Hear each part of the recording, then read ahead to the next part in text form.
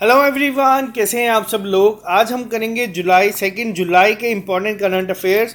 जो लोग ये चैनल को पहली बार देख रहे हैं, आप इस चैनल को सब्सक्राइब कर लीजिए ताकि आपको हर एक अपडेट मिलता रहे। इस सीरीज में हम लोग जितने भी आप लोगों के नेशनल, इंटरनेशनल या फिर आपके जो लोकल करंट अफेयर्स हैं उन्हें कवर करने की कोशिश करते हैं और उम्मीद करते हैं एग्जाम में आपको यही देखने को मिलेंगे। तो जो भी लोग ये चैनल पहली बार देख रहे हैं, आप सब्सक्राइब कर लीजिए और लाइक इस वीडियो को ज़रूर कर दीजिएगा ताकि हम लोगों को मोटिवेशन मिले आप लोगों के लिए लेक्चर लेके आने की। अब बात करते हैं यहाँ पे, आप लोगों से लेक्चर शुरू करने से पहले रिमाइंडर दे दूँ। यहाँ पे आप लोगों को पता है कि आज फ्राइडे है, संडे को आप लोगों का वीकली टेस्ट होता है। वीकली टेस्ट आप लोगों का करंट अफेयर का भी होता है और इसी के साथ एक टेस्ट आपका ऑली बोर्ड की ऐप पे होता है। तो फाइनेंस अकाउंट असिस्टेंट के लिए जो लोग प्रिपेयर कर रहे हैं, आप लोगों का टेस्ट है 4 जुलाई को, जिसमें आप लोग अपना स्टेट रैंक देखेंगे। कल मैं आप लोगों के लिए एक वीडियो लेके आऊँगा जिसमें मैं आपको डिस्कस करूँगा चीज़ें इंपॉर्टेंट इस टेस्ट को अटेम्प्ट करने से पहले। और साथ ही साथ बहुत सारे बच्चे कह रहे हैं कि उनको प्रॉब्लम आ रही है डेली करंट अफेयर्स नोट करने में, तो आप लोग वीकली भी देख सकते हैं। वीकली में इतनी ज़्यादा चीज़ें मैं एक्सप्लेन नहीं करता जो मैं डेली में करता हूँ, बट वीकली भी आप लोगों को काफ़ी हेल्पफुल होंगे। तो आज का सेशन शुरू करते हैं बिना ज़्यादा डिले करें। तो चलिए स्टार्ट करते हैं आज की क्लास को। सबसे पहले हम बात करेंगे क्वेश्चन नंबर 1 पे, जो आप लोगों के सामने है। अभी हाल ही में इंडिया और रशिया ने कंस्ट्रक्शन शुरू करी है कुंडाकुलम न्यूक्लियर पावर प्लांट की। अब आपके साथ एग्जाम में क्वेश्चन क्या बनता है, पहले तो हम ये बात करेंगे। एग्जाम में डायरेक्ट स्टैटिक जीके की फॉर्म में पूछा जाएगा कि कुंडाकुलम न्यूक्लियर पावर प्लांट कहाँ पे है, तो ये आपको पता होना चाहिए। ये है आपका तमिलनाडु में। इंडिया और रशिया कर रहे हैं, क्या ये अभी नया हाल ही में स्टार्ट हो रहा है? तो ऐसा नहीं है, ये इसकी यूनिट्स है। 5th और 6th जो है उसको स्टार्ट किया जाएगा। अब यहाँ पे क्वेश्चन बनता है कि ये अगर अभी नहीं है तो ये शुरुआत कब हुई? आपको वो डेट याद नहीं रखनी, लेकिन मैं आपको बता देता हूँ। 2002 में, मार्च 2002 में इसकी कंस्ट्रक्शन को शुरू किया गया था, 2002 में। और उससे भी पहले 1988 में जब राजीव गांधी की सरकार थी तब इस पे बात की गई थी, एक एग्रीमेंट साइन किया गया था, inter governmental agreement Russian government के साथ, सोवियत गवर्नमेंट के साथ, जो उनके हेड थे, ताकि वो हेल्प करेंगे इंडिया की न्यूक्लियर पावर बनने के लिए। तो आपको ये याद रखना है। एग्जाम में ये भी पूछा जा सकता है कि कुंडाकुलम न्यूक्लियर पावर प्लांट में इंडिया की हेल्प कौन कर रहा है कंस्ट्रक्ट करने के लिए, यूनिट 5 और 6, या फिर किसने हेल्प करी थी ये कंस्ट्रक्ट करने में? रशिया के लिए आपको बता दूं कि कौन है, कहाँ है इसकी कैपिटल, तो वो है मॉस्को में। मॉस्को में कैपिटल है, इतना ही आपको याद रखना है, ज़्यादा इससे अब आपको बात करते हैं हम लोग सीधा नेक्स्ट क्वेश्चन के ऊपर। अभी हाल ही में भारत इलेक्ट्रॉनिक्स लिमिटेड ने एक MOU साइन किया है जिसके तहत उन्होंने कहा है कि वो डेवलप करेंगे एमर्जिंग टेक्नोलॉजीज़ को। अभी हाल ही में आपने भी देखा होगा, ड्रोन को लेके काफ़ी ज़्यादा विवाद चल रहा है J&K में। ड्रोन के साथ अटैक करने की कोशिश की जा रही है। टेक्नोलॉजी को अब इतना एडवांस किया जाने की बात करते हैं हर जगह पे कि वो कल को किसी भी इस तरीके के थ्रेट को हैंडल या टैकल कर सके। तो वही अगर हम बात करें BEL ने किसके साथ किया है, तो इन्होंने किया है इंडियन नेवी के साथ।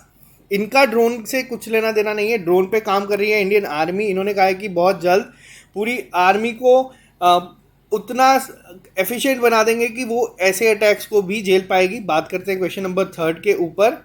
अभी हाल ही में किसने प्रोजेक्ट को इनिशिएट किया है कि जिसके तहत first of its kind cyber museum on war heroes जो है बनाया जाएगा। ये एक प्रोजेक्ट लॉन्च किया गया है जिसके तहत एक साइबर म्यूजियम बनाने की बात की गई है वॉर हीरोज के ऊपर। तो ये किसने कहा है? तो ये कहा गया है मिनिस्ट्री ऑफ डिफेंस ने। राजनाथ सिंह इसके आपके मिनिस्टर हैं, राजनाथ सिंह इसके मिनिस्टर हैं। इसी के साथ ही इनकी कॉन्स्टिट्यूंसी कहाँ है, मैंने आपको बताया, ये लखनऊ से जीते हैं इलेक्शन। अब क्वेश्चन ये क्या है यहाँ पे, ये साइबर म्यूजियम आमतौर पे पूछा जाता है कि है कहाँ पे, तो ये वर्चुअली बनाया जाएगा। एक कोशिश की जा रही है कि एक पूरा 3D वॉक थ्रू बनाया जाए जिसके तहत जितने भी आप लोगों की गैलरी बिल्डिंग होती है या वॉल ऑफ फेम है या जो भी अवार्डी होते हैं उन सबकी फ़ोटोज़ या प्रोफाइल को एज ए टूर दिखाया जाए इस वॉर मेमोरियल में। तो ये काफ़ी अच्छी चीज़ है। कब कोशिश की जा रही है? As a part of 75th anniversary of India's independence. तो ये आपको याद रखना है। बात करते हैं क्वेश्चन नंबर 4 पे। अभी तक जितने भी इंडेक्स हम लोगों ने पढ़े हैं वो सब आपके एग्जाम पॉइंट ऑफ व्यू से बहुत ज़्यादा इंपॉर्टेंट है।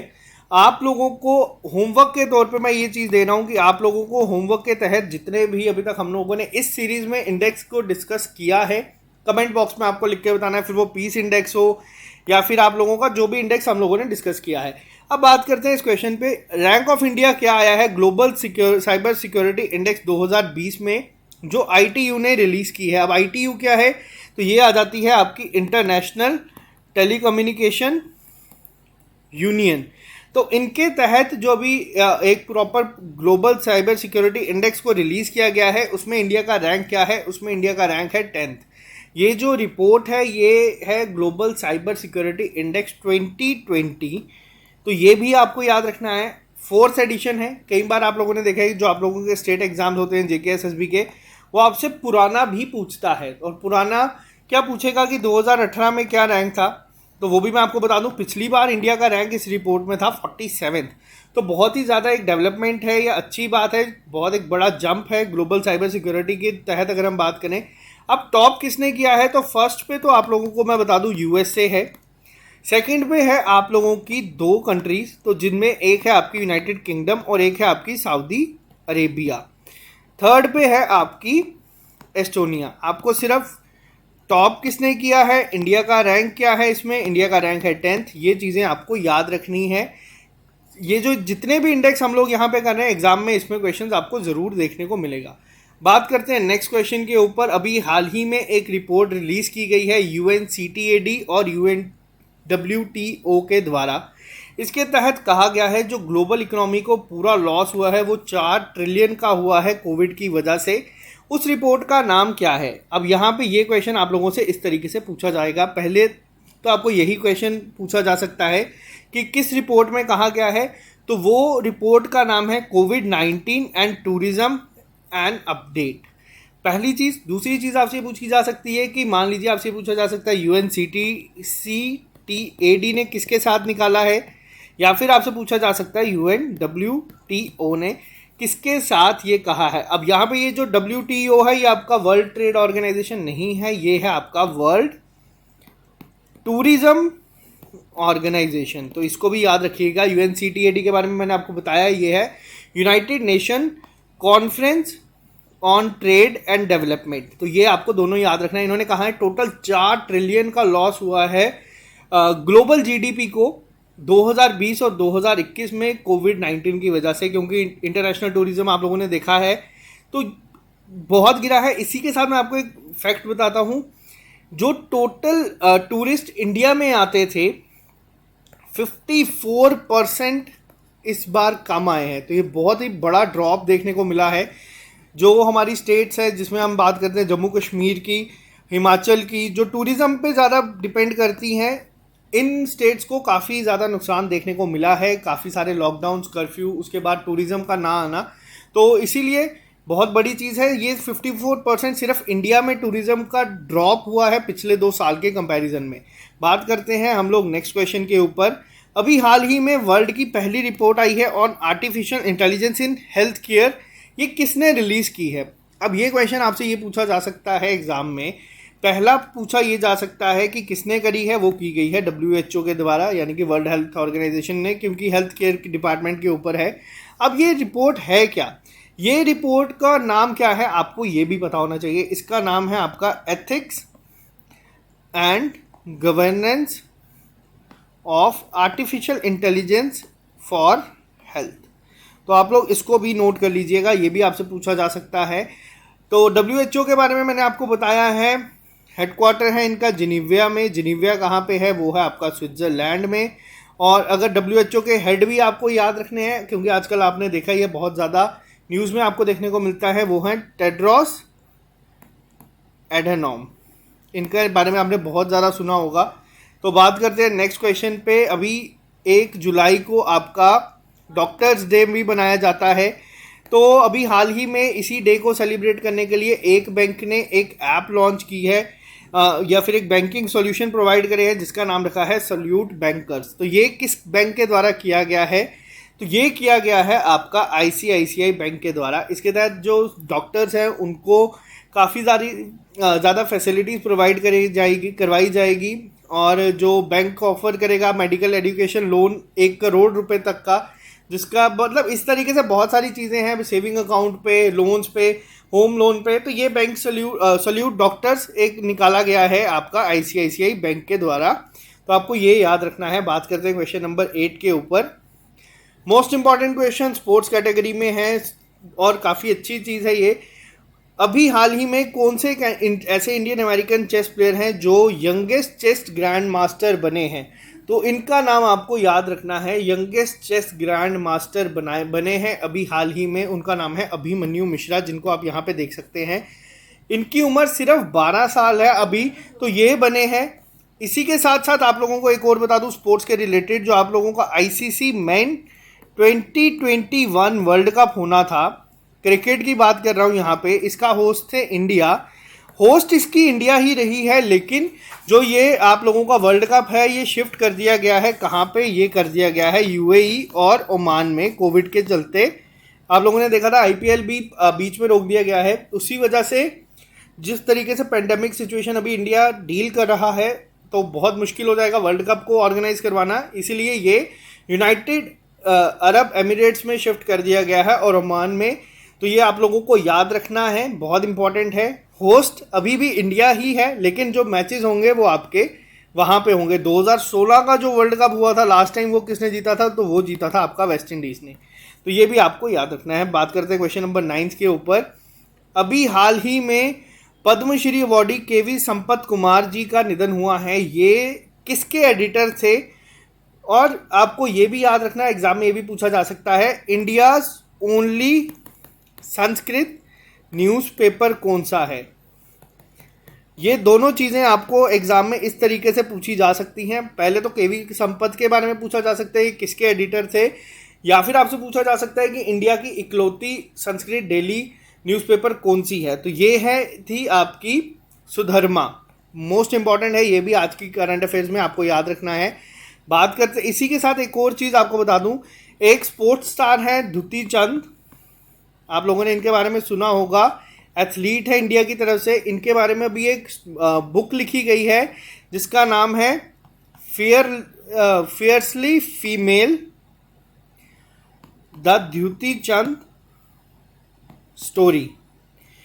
तो ये किसने लिखा है आपको ये भी याद रखना है। ये लिखा गया है संदीप मिश्रा के द्वारा। आप इसको अपने नोट्स में ऐड कर लीजिएगा, बहुत इंपॉर्टेंट है। बात करते हैं नेक्स्ट क्वेश्चन के ऊपर। अभी हाल ही में मैंने अभी आपको बताया नेशनल डॉक्टर्स डे कब सेलिब्रेट किया जाता है? 1 जुलाई को। तभी आईसीआईसीआई बैंक ने भी क्या किया है, एक बैंकिंग सॉल्यूशन निकाले हैं जिसका नाम है सॉल्यूट डॉक्टर्स। अब यहाँ पे क्वेश्चन ये पूछा जा सकता है कि इसकी थीम क्या थी? बहुत इंपॉर्टेंट है। डॉक्टर्स के बारे में आप लोगों को पता है कि काफ़ी ज़्यादा अभी हाल ही में न्यूज़ में भी थे। ऑब्वियसली हमारा हेल्थ केयर सिस्टम पूरा इनकी वजह से, कोविड को जो अभी टैकल किया है वो इन्हीं की वजह से किया है। तो थीम क्या थी इसकी? तो यहाँ पे जो थीम थी वो थी सेव द सेवियर्स। तो मोस्ट इंपॉर्टेंट क्वेश्चन है ये भी। इसी के साथ 1 जुलाई को ही आपका चार्टर्ड अकाउंटेंट डे भी सेलिब्रेट किया जाता है। तो आपको ये भी याद रखना है, नेशनल चार्टर्ड अकाउंटेंट डे भी आपका 1 जुलाई को ही मनाया जाता है। दोनों याद रखने हैं आप लोगों को। बात करते हैं क्वेश्चन नंबर 11 पे। जीएसटी डे भी आप लोगों को बता दूं कि 1 ही जुलाई को मनाया जाता है। तो 1 जुलाई को आपको याद रखनी है तीनों। एक तो आपका जीएसटी हो गया डे, डॉक्टर्स डे हो गया, और दूसरा हम बात करें चार्टर्ड अकाउंटेंट डे। बहुत इंपॉर्टेंट है, तीनों के तीनों एग्जाम में कोई भी पूछा जा सकता है। बात करते हैं मोस्ट इंपॉर्टेंट करंट अफेयर की। आज की मोस्ट इंपॉर्टेंट है ये, आप लोगों के स्टेट का है, और आप लोगों को पता है कि स्टेट के करंट अफेयर जो होते हैं वो अपने आप ही ज़्यादा इंपॉर्टेंट हो जाते हैं। अभी हाल ही में जे.एंड.के के जो लेफ्टिनेंट गवर्नर है मनोज सिन्हा जी, इन्होंने लॉन्च की है एक स्कीम जिसके तहत विमेन एंटरप्रेन्योरशिप को प्रमोट करने की बात की जाएगी या उनकी हेल्प की जाएगी। तो उसका नाम क्या है? उस स्कीम का नाम है हौंसला। आपको याद रखना है, हौंसला इंस्पायरिंग हर ग्रोथ। मोस्ट इंपॉर्टेंट है आज के करंट अफेयर का। ये लॉन्च की गई है जो हमारे एलजी हैं उनके द्वारा।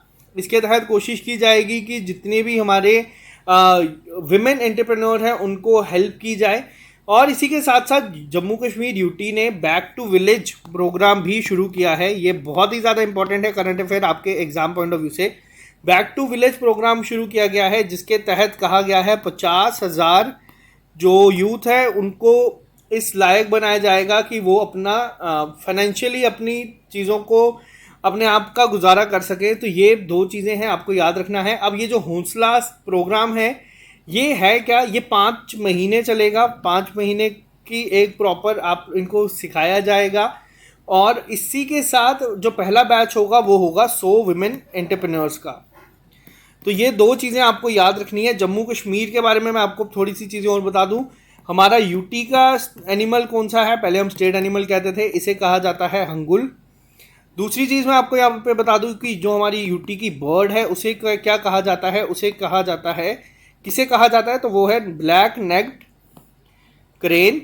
और हाल ही में जो हमारी कठुआ सिटी है उसे किस चीज़ का नाम दिया है, सिटी ऑफ सूफीज। इसी के साथ साथ यहाँ पे अंजी खाद ब्रिज भी बन रहा है।